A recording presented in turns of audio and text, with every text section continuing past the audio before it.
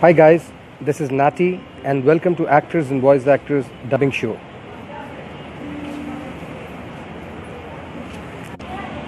As usual, मैं आपके सामने कुछ डबिंग और वॉइस ओवर टिप्स शेयर करना चाहता हूँ। और सबसे पहली बात कि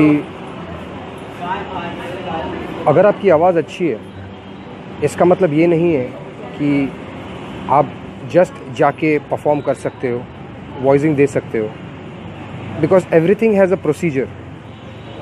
फॉर एन एग्ज़ाम्पल, क्रिकेट तो हम सब खेलते हैं और हम बचपन से क्रिकेट खेलते आ रहे हैं, लेकिन when we face season ball और जब हम पैड पहनते हैं तो सीजन बॉल का सामना हमें करना मुश्किल होता है।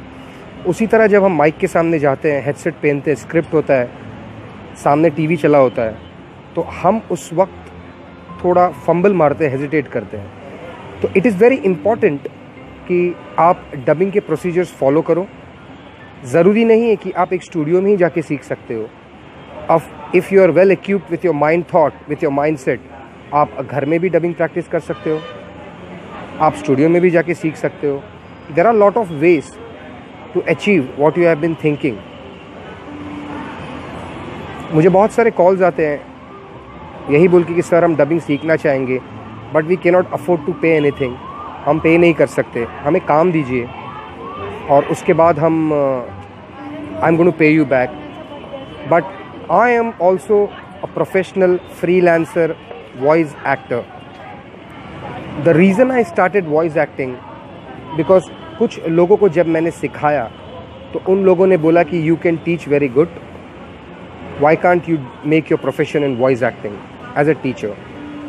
तो जब भी मुझे मौका मिलता है, I teach voice acting, I teach dubbing, but my main motto is to become a voice actor, a professional and established voice actor like you all guys. There are a lot of studios in Mumbai where you can go and approach them. You can give free voice auditions. Google पे जाइए, studios के नाम पता कीजिए, YouTube पे जाइए, how to learn voice acting पता कीजिए. Try to know the best 50 voice actors of India. Try to know more about the voice world. Try to enhance your skills in voice acting, and nothing is impossible. मैंने बहुत सारे एक्टरों को देखा है जो लोग एक्टिंग करते हैं,